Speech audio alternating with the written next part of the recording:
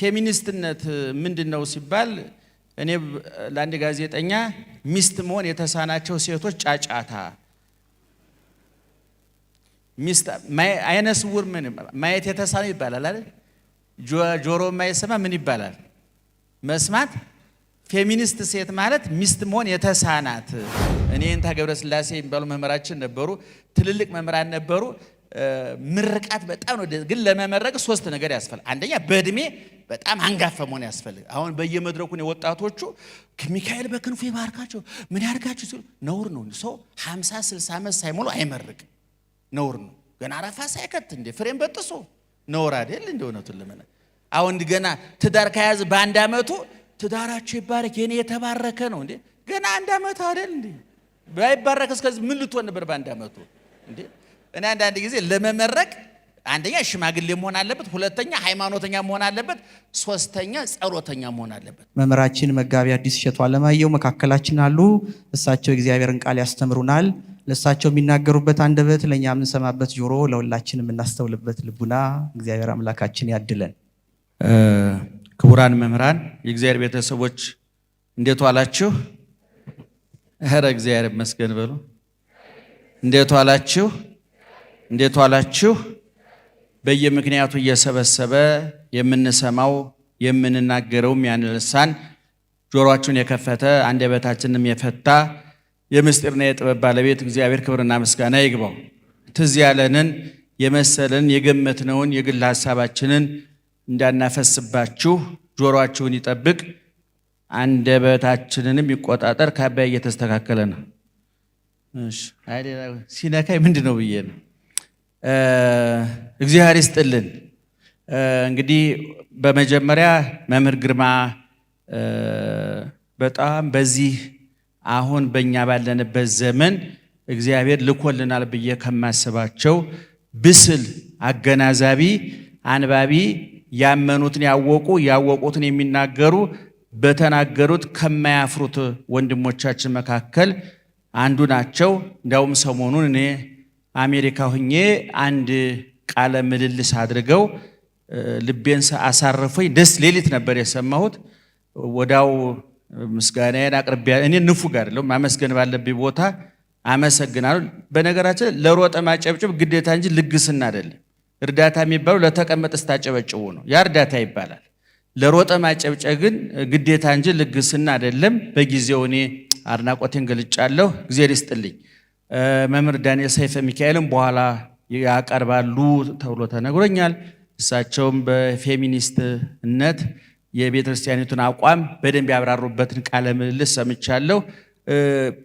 ብዙ ቃለ ምልልሶች ተላልፏል በዚህ ዓመት። በደንብ ሰምታችኋቸው ከሆነም ብዙ ደግነቱ እናንተ እንዲህ አይነት ነገሮችን አሰሙም አንሰማም። እውነቱን ለመናገር ትኩረት አንሰጣቸውም እንጂ ፌሚኒስትነት ምንድነው ሲባል እኔ ለአንድ ጋዜጠኛ ሚስት መሆን የተሳናቸው ሴቶች ጫጫታ ሚስት አይነ ስውር ምን ማየት የተሳነ ይባላል አይደል? ጆሮ የማይሰማ ምን ይባላል? መስማት። ፌሚኒስት ሴት ማለት ሚስት መሆን የተሳናት እና ይሄንን መምህር ዳንኤል ሰይፈ ሚካኤል በምን ሚዲያ እንደሆነ አሁን ጠፋብኝ አሉ እሳቸው በዛይ ሚዲያ ፈልጋችሁ ብትሰሙት በጣም ነው ደስ የሚለኝ። የመምህር ግርማን ፈልጋችሁ ብትሰሙት በጣም ነው ደስ የሚለኝ።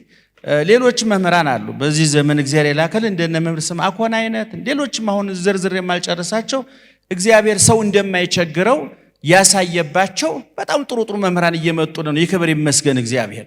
በዚህኛው በኩል ደግሞ ሐረገ ትውልዱ የቀጠለው የነ ሄኖክ የነ አቤል የነዚህ ወጣቶቹ ደግሞ አሁን እነዚህንም ደግሞ በእውነቱ ጦርነቱ በተፋፋመበት ወቅት የላካቸው ጠንካራ ወታደሮቻችን ናቸው። ዛሬ እነ ሄኖክ ኃይሌ እያተረፉት ያለው ህይወት፣ እነ አቤል እያተረፉት ያለው ህይወት፣ እነ መምህር ብርሃኑ አድማስ፣ እነ ያረጋል ሌሎችም እነ መምህር ሮዳስ ሌሎችም መምህራን እያተረፉት ያለው ሰው ቀላል አይደል እና የኢትዮጵያ ቤተክርስቲያን ማህፀነ ለምለም ወላድ ናትና እድለኛ እኛ የሷ በመሆናችን እድለኛ ነው። እውነቱን ለመና ክብርና ምስጋና ይግባው እና ከዛ በመቀጠል መምህር ግርማን ካመሰግንኩ በኋላ ያቀረቡበትን መንገድም በጣም ደስ ብሎኛል። መጽሐፍ መዳሰስ አለበት፣ መበለት አለበት፣ መተንተን አለበት።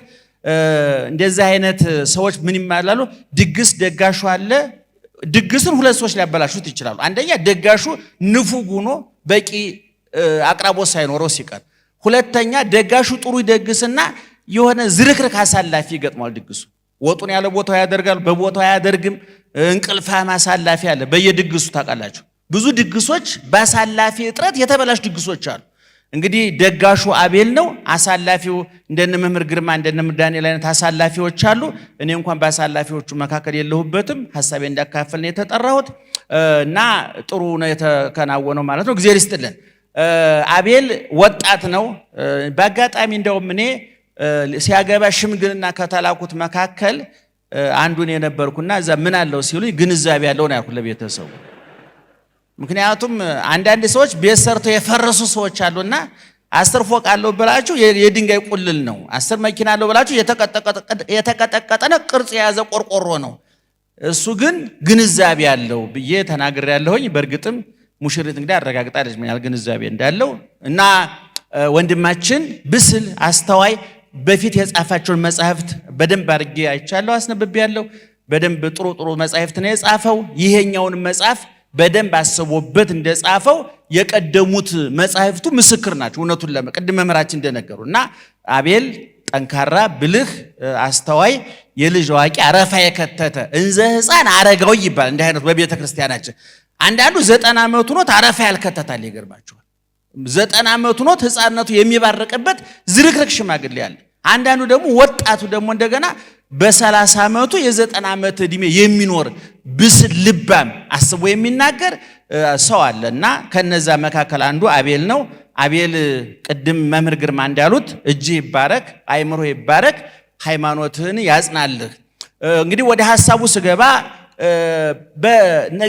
ስለ ነገረ ድህነት ስንናገር ብዙን ጊዜ የምንሰታቸው ነገሮች ኦርቶዶክሳውያን የተዋህዶ ሊቃውንት በዚህ በኩል ጥንቁቆች ናቸው። እውነቱን ለመናገር ነገረ ድህነትን የክርስቶስ ጉዳይ ብቻ አድርጎ መናገር ለጊዜው ለጆሮ ሊጣፍጥ ይችላል፣ ለጊዜው አንደበትን ሊያሞቅ ይችላል። ነገር ግን ሐቁ በነገረ ድህነት ውስጥ ዋናው ውሃ ልኩና መሰረቱ መደምደሚያና ጉልላቱ አልፋና ኦሜጋው ፊተኛና ኋለኛው እሱ ቢሆንም እሱ ለሚያከናውነው ግን አጋዡን የቀሩ ፍጥረታት አሉ። ለምሳሌ በነገረ ድህነት ውስጥ የመላእክት ድርሻ ምንድን ነው? መልአኩ ቅዱስ ገብርኤል መጥቶ ደህና ዋላችሁ? እየሰማችሁ ነው? መልአኩ ቅዱስ ገብርኤል መጥቶ በያበስራት ኖሮ ምን ሊፈጠር ይችል ነበር ብለን ስናስብ የመላእክት አገልግሎት በነገረ ድህነት ቀላል አይደለም። በሁለተኛ ደረጃ በነገረ ድህነት ውስጥ የእመቤታችን ድርሻ የቱ ጋ ነው? ብዙ ሰዎች ስለ እመቤታችን የምትናገሩት ነገር በዛ የሚሉ ሰዎች እንሰማለን። እውነቱን ለመናገር እኔ በዛ አነሰ ብለን ለመደራደር መብቱ የለንም። እኔ ደግሞ ይችኑ እየተኮላተፍን እየተንደፋደፍን እንደው የምናቀርባትን የድንግል ማርያምን ምስጋና እንደው ባለቤቱ በዚህ ቆሻሻና ከሐሜት ባልጸዳ በረከሰ አንደበታችሁ የእናቴን ስም አትጥሩ ብሎ አንደበታችን ባለመዝጋቱ እያመሰገንን ይችኑ እንኮላተፋለን፣ እንቀጥላለን። ከዛ በተረፈ እሱ አንደኛ፣ ሁለተኛ፣ ሶስተኛ በነገረ ድህነት ውስጥ እጽ ባይኖር እንጨት ባይኖር ነገረ ድህነት ኖር ነበር ወይ? ክርስቶስ የተሰቀለው በእንጨት ላይ ነው አይደለም? እንጨት ላይ ተሰቅሎ ነው ያዳነን። ስለዚህ እንጨት ባይኖር እጽ ባይኖር ነገረ ድህነት ይኖር ነበር ወይ ብለን ስናስብ አይኖርም። ስለዚህ በነገረ ድህነት ውስጥ እጽ ቦታ አለው ማለት ነው።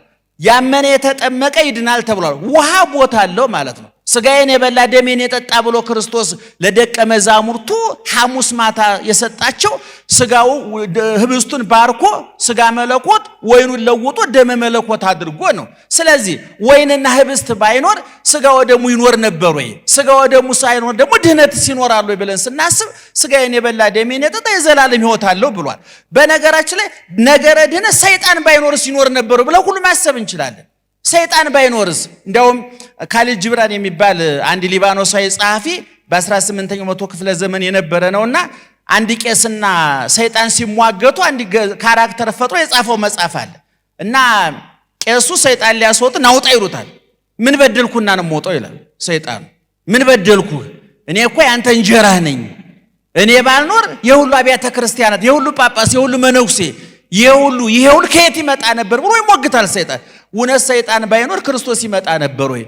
እውነት ከሰይጣን ባይኖር ነገረ ድህነት ይኖር ነበር ብለን ስናስብ እንኳን ቅዱሳን መላእክት ርኩሱ ሰይጣን እንኳን በነገረ ድህነት ውስጥ በከፉ ጎን ቢሆንም ቦታ አለው ማለት ነው። ስለዚህ ነገረ ድህነትን ስናጠና የቅዱሳን ሕይወት የቱ ጋር ነው ብለን ማየት ይገባል ማለት ነው። ስለዚህ ቅዱስ ጳውሎስ በተለይ ሐዲስ ኪዳንን ስናጠና ደግሞ ጠበብ አድርገን ቅዱስ ጳውሎስ ባይኖር ሐዲስ ኪዳን የዚህ አይነት ቅርጽ ይኖረው ነበር ወይ? እንግዲህ ሐዲስ ኪዳን በመጽሐፍ ቅዱስ ውስጥ ያለው 27ቱ የምንጨምራቸው የሥርዓት መጻሕፍት 8ቱ ሲጨመር በጥቅሉ ሐዲስ ኪዳን 35 ነው። ግን እንደ ዋናነት 27ቱ የሐዲስ ኪዳን መጻሕፍት ናቸው። ከ27ቱ ውስጥ በቀጥታ ብዕር ቀርጦ ቀለም በጥብጦ ብራና ፍቆ አንገቱን ደፍቶ እጁን አድክሞ የጻፋቸው 14 መልእክቶች አሉ። ከ27 14 ሲነሳ ስንት ይቀራል? አቤት አቤት በመቶኛ ስሩልኝ እስቲ ወሽ መምህር ግርማ አግዙኝ ይርዱኝ። በመቶኛ ከ27 14 ሲነሳ ስንት ፐርሰንት በመቶኛ ሲሰራ 51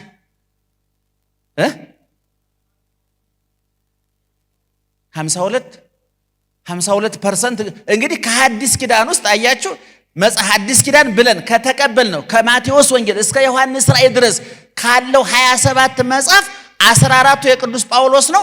የሚገርማችሁ 15ኛው የሐዋርያት ሥራም የተጻፈው የቅዱስ ጳውሎስ ገድል ነው። የሚገርማችሁ ነገር ስለዚህ ባጭሩ 15 ማለት እንችላለን ወደ 53-54% አደረሰው ማለት ነው። ስለዚህ ቅዱስ ጳውሎስ ባይኖር የሐዲስ ኪዳን ቅርጽ ምን ሊመስል ይችል ነበር ብለን እስከሚጨንቀን ድረስ ቅዱስ ጳውሎስ ለውጥ ያመጣ ሐዋርያ ነው። ለምሳሌ ብሉይ ኪዳንን ያለ ዳዊትና ያለ ኢሳይያስ፣ ዘመነ ሐዲስን ያለ ቅዱስ ጳውሎስ፣ ዘመነ ሊቃውንትን ያለ ቄርሎስ ያለ ዮሐንስ አፈወርቅ ማሰብ ከባድ እንደሆነው ሁሉ ማለት ነው። ለምሳሌ በቤተ ክርስቲያናችን ቅዱስ ዳዊትን አለማሰብ ቅዱስ ዳዊት ባይኖር ኑሮ ብለን ምን ይፈጠር ነበር ብለን እስከምናስብ ድረስ ብዙ ነገር ነው። ቅዱስ ዳዊት ይገርማችሁ 150 መዝሙር ነው ያለው። 150ው የዳዊት መዝሙር የማይገባበት የቤተ ክርስቲያን አገልግሎት የለም። ስንሞት በፍታት ጊዜ፣ ክርስትና ስንነሳ በክርስትና ቤት፣ ስናገባ በሰርጋችን ላይ ስለ መላእክት፣ ስለ እመቤታችን፣ ስለ ጻድቃን፣ ስለ ሰማዕታት፣ ስለ ክርስቶስ ከጽንሰቱ ጀምሮ እስከ ዳግም ምጽአቱ ድረስ ቅዱስ ዳዊት ያልነካከው የመጽሐፍ አይነት የለም። እንደውም አንዳንድ ሰዎች ብሉይ ኪዳን ቅዱስ ዳዊት ብሉይ ኪዳን ጠቅላላ ባይኖርና ቅዱስ ዳዊት ብቻውን ቢገኝ ቅዱስ ዳዊት ከሚናገራቸው ነገሮች ተነስቶ ሌሎቹ መጻሕፍት መገመት ይቻላል ይላሉ። ስለዚህ ቀላል መጽሐፍ አይደለም ማለት ነው። ስለዚህ ቅዱስ ጳውሎስ በሐዲስ ኪዳንም ውስጥ ቅዱስ ጳውሎስ ባይኖር ምን ሊፈጠር ይችል ነበር የሚለው ብዙ ሰዎችን ያነጋግር። ቅድም እንደውም ታላቁ ሊቅ ዮሐንስ አፈወርቅ ቅዱስ ጳውሎስ ላይ ትልቅ ትኩረት አድርጎ በአንዱ መልእክቱ ላይ በተለይ ዕብራውያን ላይ መሰረት አድርጎ 2 መጻሕፍት ጽፏል። ተግሳጽ ዮሐንስ አፈወርቅና ድርሳነ ዮሐንስ አፈወርቅ የሚባሉ 34 አንቀጽ ያላቸው እያንዳንዱ አንቀጽ ብዙ ቁጥር ያለው መጽሐፍ ጽፏል። እሱም ዕብራውያን ላይ ተንተርሶ የጻፈው ማለት እና እስመ ከመዝ ያመሰጥር ብዙ ጳውሎስ ዮሐንስ ቅዱስ ጳውሎስን ከአፉ አይለየውም። እስኪ ብዕር ባነሳ ቁጥር አፉ ላይ የሚመጣለት ቅዱስ ጳውሎስ ነው። ስለዚህ ቅዱስ ጳውሎስ ለሐዲስ ኪዳን ካባው አይገባህም እያለኝ እኮ በግድ ነው። ድሮ ካባ የሚለው ትልልቅ ሊቃውንት ነበር። ዛሬ ማንም ስለሚለብስ ደህና ዋላችሁ። እና ቅዱስ ጳውሎስ 14 መልእክት ጽፏል። የሚገርማቸው የቅዱስ ጳውሎስ ሕይወት የሚገርመው ቅዱስ ጳውሎስ ሊቅ ነው። አንዳንድ ሰዎች መንፈስ ቅዱስ ገለጠልን ሲሉ በጣም ይገርመኛል። መንፈስ ቅዱስ መቼ ነው የሚገልጠው? እንዴት ነው የሚገልጠው? ምን ስትሆን የሚገልጥልኝ ብሎ ማየት ያስፈልጋል። እኔ ለምሳሌ መንፈስ ሊገልጽልኝ አይችልም። ማንበብ አለብኝ፣ መማር አለብኝ። አሁን አንዳንዶች ብድግ ይልና እንደው ሲበላ ሲጠጣ እያገሳ መንፈስ ቅዱስ ገለጠልኝ። እንዴት ነው የሚገልጥለት? ቅዱስ ጳውሎስ የሚገርማቸው ነገር ራሱ ተናግሯል። እኔ ሊቅ ነኝ፣ ከገማልያል እግር ስር ቁጭ ብዬ በደንብ አድርጌ ብሉይን ተምሬያለሁ ብሏል። ይሄን ደግሞ ዕውቀቱን በዕብራውያን መልእክቱ ላይ የብሉይ ኪዳን ዕውቀቱን አሳይቷል። በሌሎቹ መልእክቱ ላይ ቅዱስ ጳውሎስ ሃይማኖትን ከምግባር ሕግን ከጸጋ ያስታረቀ በእምነት ብቻ እንድናለን ለሚሉትም በምግባር ብቻ ምግባር የበለጠ ቦታ ያለው ምግባር ነው ለሚሉትም ቅዱስ ጳውሎስ በቂ መልስ ሰጥቷል። በጸጋው ድነናል ለሚሉትም በሕግ እንድናለን ለሚሉትም ለሁሉም መዶሻ የሆነ መልስ ወልተ ቅዱስ ጳውሎስ። ስለዚህ ቅዱስ ጳውሎስ ጸጋን ከሕግ ያጋባ ምግባርን ከሃይማኖት ያራከበ ያገናኘ ትልቅ ሐዋርያ ነው። ቅዱስ ጳውሎስ በ14 መልእክቶች አሉት ብያቸዋለሁ ቅድም እንደተናገርነው። በተለይ የዕብራውያንን መልእክት ቁጭ ብሎ ምልክት እየያዘ እንደው ነጥብ እየያዘ በትክክል ያነበበ ሰው የብሉይ ኪዳንና የሐዲስ ኪዳን ትስስር የቱ ጋር እንደሆነ ለምን ብሉይ ኪዳን እንደተፈለገ ቅዱስ ጳውሎስ በደንብ ጽፏል። በሮሜ መልእክቱ ላይ ደግሞ አዲስ ለመጡት ሃይማኖት ልብ አድርጉ፣ ሐዋርያ ቅዱስ ጳውሎስ የአሕዛብ ሐዋርያ ነው የሚባለው። እንዲያውም ተናግሯል እሱ ቅዱስ ጴጥሮስን የአይሁድ ሐዋርያ አድርጎ እንደላከ ሁሉ እኔን ደግሞ የአሕዛብ ሐዋርያ አድርጎኛል። እሱ እስራኤላዊ ነው፣ በብሉይ ኪዳን ትምህርቱ የታወቀ ነው። እንዴት በእውቀቱ የመጠቀ እንደሆነ ለሕጉ ምን ያህል ተቆርቋሪም እንደነበረ ራሱ ጽፏል። ወፈድፋደ ኮንኩ ቀናዬ ለሕግ አበወየ፣ ለአባቶች ሕግ ቀናተኛ ነበርኩ ብሏል። ስለዚህ ከስራ ወደ ስራ ነው የተጠራው፣ ከእውቀት ወደ እውቀት ነው የተጠራው እና በጻፋቸው መልእክቶቹ ይህን አሳይቷል። አዲስ የመጣው ትውልድ ለምሳሌ ክርስትና የሁለት ነገሮች ውጤት ነው አይደለም? እስራኤላውያን ከብሉይ ኪዳን ወደ ክርስትና ተጠርተዋል። አሕዛብ ከአምልኮ ተጣዖት ወደ ክርስትና ተጠርተዋል። እነዚህ ሁለት ሰዎች አስታርቆ ሁለቱንም የክርስቶስ ለማድረግ እንደ ቅዱስ ጳውሎስ ያለ ብልህ አስተዋይ ጥበበኛ እንደ እባብ ብልህ እንደ ርግብ የዋህ የሆነ ሐዋርያ ያስፈልግ ነበር። አሕዛብም ተስፋ ቆርጠው ከሃይማኖቱ እንዳይወጡ፣ አይሁድም በመመጻደቃቸው ከሃይማኖቱ እንዳይወጡ ሁሉንም አሕዛብንም ሕዝብንም አስታርቆ መካከለኛ መንገድ በመፍጠር ያስተማረ ትልቅ ሐዋርያ ነው። እንግዲህ ራሱ ባለቤቱ እሱ ነው የተገለጠለት። አንተ ወረሰይኩከ ንዋየ ኅሩየ ምርጥቃ አድርጌሃለሁ ወረሰይኩከ ብርሃኖሙ ለአሕዛብ የአሕዛብ ብርሃን አድርጌሃለሁ ብሎ ራሱ ባለቤቱ በመልእክተኛ አይደለም የጠራው፣ ራሱ ተገልጦለት ለምን ታሳድደኛለህ ይብእሰከ ረጊጽ ውስተ ቀኖት በሊህ ብሎ ባለቤቱ ራሱ የጠራው የክርስቶስ ሐዋርያ በእውነቱ የባከነ ገንዘብ፣ የባከነ ጊዜ፣ የባከነ አካል የሌለው ከተጠራበት ጀምሮ እስከ ረፍቱ ድረስ አንድም ቀን ያላረፈ በሁለተኛ ቆሮንቶስ ምዕራፍ 11 ላይ በሚገባ ጽፎታል። እዚያ ላይ ቅዱስ ጳውሎስ በከተማ በገጠር በየብስ በባህር ባመነው በካደው በዘመዱ በባይዱ ብዙ ፈተና ደርሶብናል። ተገርፈናል፣ ርቦናል፣ ተጠምተናል፣ ተንከራተናል። ለሞት የሚያበቃ መከራ በየጊዜው አግኝቶናል። ይሄ ሁሉ ግን አንድ ቀን ትዝ ብሎኝ አያውቅም። የሚያንገበግበኝ ረፍት የሚነሳኝ ቀን በውኔ ሌሊት በህልሜ የሚያባክነኝ የሚያባንነኝ የክርስቶስ ጉዳይ የቤተ ክርስቲያን ጉዳይ ነው ብሎ የተናገረ ትልቅ ሐዋርያ ነው። በተለይ ቅዱስ መምህር እንደነገሩን በዚህ ዘመን የቅዱስ ጳውሎስ አስፈላጊነት በጣም ወሳኝ ነው። ዛሬ በቤተ ክርስቲያናችን ገንዘብ አንዱ እውነቱን ለመናገር እንደው ብፁዕ ቅዱስ ተብሎ ስላልተሾመ እንጂ ብፁዕ ቅዱስ አቡነ ነዋይ የሚባል ጳጳስ ቢሮ ገንዘብ ነው። ዛሬ ፓትርያርክነቱን የተቆጣጠረ ራሱን የሾመ ለገንዘብና ለእግዚአብሔር መገዛት አትችሉም እንደተባለ ዛሬ ከክርስቶስ ጋር ፍልሚያ የገጠመ ቤተ ክርስቲያኒቱን እየናጠ እያናወጠ እየበጠበጠ ያለው ገንዘብ ነው። እነ ቅዱስ ጳውሎስ ይህን ጉዳይ ትተውት ነበር። እንደው የሚበላ የሚጠጣ ለጢሞቴዎስ ሲነግረው ምን አለ? እምከመረከብነ ሲሳይ የዕለት እንጀራ የዕለት ልብስ ርቦን አገልግሎቱ እንዳይቋረጥ በርዶን በብርድ እንዳንሞትና ወንጌል እንዳይቋረጥ ያህል እርቃን መሸፈኛ ረሃብ ማስታገሻ ጥም ማስታገሻ ከተገኘ ይበቃናል። ምክንያቱም ወደ መቃብር ይዘነው የምንወርደው ነገር የለም ብሎ ለጢሞቴዎስ ነውታል። ስለዚህ ወገኖቼ የቅዱስ ጳውሎስን ጉዳይ አንስተን እንናገር ከተባለ መሽቶ ይነጋል። ብዙ ምስጢሮች አሉ። ለጢሞቴዎስም ሲነግረው ወኩሉ መጽሐፍ ዘበመንፈሰ እግዚአብሔር ተጽፈ ይበቁ በኩሉ ለትምህርት ወለተግሳጽ ወለአርትዖ ወለጥበብ በጽድቅ የእግዚአብሔር ሰው ፍጹምና ለበጎ ስራ የተዘጋጀ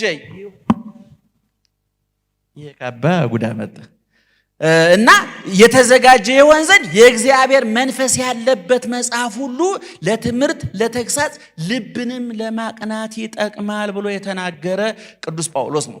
ምናልባት አንዳንድ ሰዎች የቅዱስ ጳውሎስ መልእክቶች እየተመለከቱ ቅዱስ ጳውሎስ ብሉይ ኪዳን የተጸየፈ ኦሪቱን ያንቋሸሸ የሚመስላቸው የዋሆች አሉ። ቅዱስ ጳውሎስ ግን ሐዲስን ከብሉይ ወንጌልን ኦሪትን ከወንጌል ማስታረቅ የሚችል ሕግን ከጸጋ ሃይማኖትን ከምግባር ማስታረቅ የሚችል የተዋህዶ ሐዋርያ የወንጌል ሐዋርያ የጽድቅ ሐዋርያ ነው። ስለዚህ ሐዋርያ መጻፍ መቻል እንዴት እድለኝነት ነው እውነቱን ለመናገር። አንደኛ። ሁለተኛ ከክርስቶስ ቀጥሎ ቅዱሳን አባቶቻችን ራሳቸው አጀንዳ መሆን ይችላሉ፣ ርዕስ መሆን ይችላሉ። ምክንያቱም ዮሐንስ አፈወርቅ እንደተናገረው ወኩሉ ይህን መጽሐፍ የሚያነቡሉ የጸሐፊውን የህይወት ታሪክ ማወቅ አለበት ይላል። ለምሳሌ ፊልም የምታዩ ሰዎች ካላችሁ የምታዩትን ፊልም የደረሳላችሁ ደራሲ ምናልባት ፊልሙ ስለ ፍቅር እንደው እናንተ ልባችሁን ሰቅሎ አንጠልጥሎ እንዴት ያለ የፍቅር ፊልም የደረሰው ደራሲ ቤቱ ስትሄዱ ሚስቱን የሚደበድብ ሊሆን ይችላል። ከጎረቤት ጋር የሚባል ውሻ አውሬ ሊሆን ይችላል። ምክንያቱም ደራሲያን ሊኖሩ የሚመኙትን እንጂ የሚኖሩትን አይጽፉም። እየሰማችሁ ነው። የሐዲስ ዓለማየሁን ፍቅር እስከ መቃብር አንባቸው ከሆነ እነ ሰብለ ወንጌል እነበዛብህን ያየ ሰው እውነት በምድር ላይ እነዚህ ሰዎች አሉ ይሆን ብላችሁ ስታስቡ የሉም።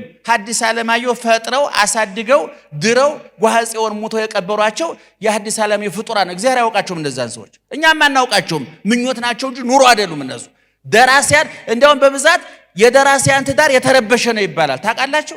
ምክንያቱም ደራሲያኑ በስክሪፕቱ የሚያውቁት ትዳርና በኑሮ የሚያውቁት ትዳር ይምታታባቸዋል። ስለዚህ የብዕሩን ትዳር ቤታቸው ሲፈልጉ የለችም። እነሱ በድርሰታቸው የሳሏት ያች መልከ መልካም ባለሙያ ትዕግስተኛ ለባሏ ዘውድ ናት ብለው የጻፏት ለሴትዮ መጽሐፋቸው ነው ያለችው፣ መሬት የለችም። ስለዚህ መጽሐፍ ላይ አግብተው ትዳራቸው ይፋታሉ። የሚኖሩትና የሚጽፉት አይገናኝም። አባቶቻችን ግን ያመኑትን ያውቃሉ፣ ያወቁትን ይኖራሉ፣ የኖሩትን ይጽፋሉ።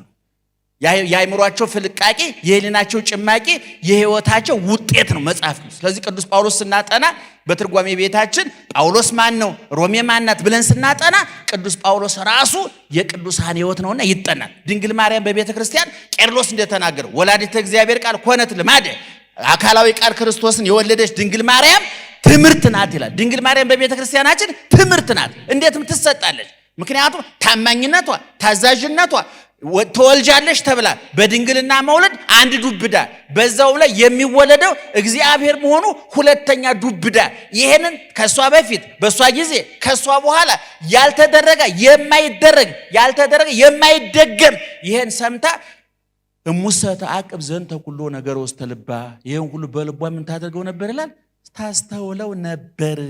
መዝገበ ምስጢር እሷ ትምህርት ናት። ዛሬ ለሚቀባጥሩ ሴቶች፣ ለሚለፈልፉ ሴቶች፣ ዝም ማለት ለተሳናቸው ሴቶች በየቲክቶኩ እንደው አንዳንድ ጊዜ ቲክቶክ የምታዩ ሰዎች እንደው ትናንትና አንድ ሚዲያ ላይ እየተናገርኩ ነበር። እኔው በእውነቱ አንዳንድ ቲክቶክ ላይ የማገኛቸው ሰዎች አልፎ አልፎ ስሰማ አማኑኤል ሆስፒታል ለሕክምና ሂደው ሐኪም ቤቱ ትርፍ አልጋ የለም ትርፍ አልጋ እስኪገኝ ድረስ ቲክቶክ ላይ ጠብቁ ብሎ የሸኛቸው የሚመስለኝ እውነቱን ለመናገር የአእምሮ በሽተኞች ሰው በትክክል ካላበደ እኔ ዘመድ ካላቸው ሐኪም ቤት ሂድ ጸበል ሂድ ብሎ መምከር ሲገባ የምንሰማቸው የቲክቶክ እብዶች አሉ። ደግነቱ እነሱ ድንጋይ ያወረውሩም ቲክቶክ ላይ ናቸው እንጂ ማህበረሰቡ አብደዋል፣ ቀውሰዋል፣ ጨርቅ ጥለዋል። እና በዚህ ዘመን በቀባጣሪው በለፍላፊው ዓለም ውስጥ ዝምተኛዋ ድንግል ማርያም ትምህርት ናት። ቁጥዋ ድንግል ማርያም ትምህርት ናት። እግዚአብሔርን ይዛ የተራበችው ድንግል ማርያም ሃይማኖተኛ ከሆንኩ ሱቄ ማትረፍ አለበት፣ ትዳሬ መሳካት አለበት፣ ንግደ ማትረፍ አለበት እያለ ክርስትናውን በየሱቁ መቸርቸር ለሚፈልገው አልጠግባይና የማይረካ ትውልድ ያለኝ ይበቃኛል የምትለው ድንግል ማርያም ጥቅስ ናት። እውነቱን ለመናገር ደህና ዋላችሁ። አቤል እንኳን ደስ ያለ። የት ነው ያለው? አቤል አለ። ተባረክ። እግዚአብሔር ካንተ ጋር ይሁን። እንኳን የምርቃት ሰው አይደለም፣ ደረጃ የምድም የማይፈቅድልኝም። ትልቅ ሰው ስታገኝ ግን እሱ ጀምሮ የነበረ ጨርሱ በላቸው ይመርቋል። እኔ ምርቃት በጣም ነው የምወደው። እኔ ይገርማቸዋል። እኔ እንታ ገብረ ስላሴ የሚባሉ መምህራችን ነበሩ፣ ትልልቅ መምህራን ነበሩ። ምርቃት በጣም ነው ግን ለመመረቅ ሶስት ነገር ያስፈልጋል። አንደኛ በእድሜ በጣም አንጋፋ መሆን ያስፈልጋል። አሁን በየመድረኩ ወጣቶቹ ሚካኤል በክንፉ ይባርካቸው ምን ያርጋቸው ሲሉ ነውር ነው። ሰው 50 60 ዓመት ሳይሞሉ አይመርቅ ነውር ነው። ገና አረፋ ሳይከት እንደ ፍሬም በጥሶ ነውር አይደል? እንደ እውነቱን ለምን አሁን ገና ትዳር ከያዝ በአንድ ዓመቱ ትዳራቸው ይባረክ የኔ የተባረከ ነው እንዴ? ገና አንድ ዓመት አይደል እንዴ? ባይባረክ እስከዚህ ምን ልትሆን ነበር በአንድ ዓመቱ እንዴ?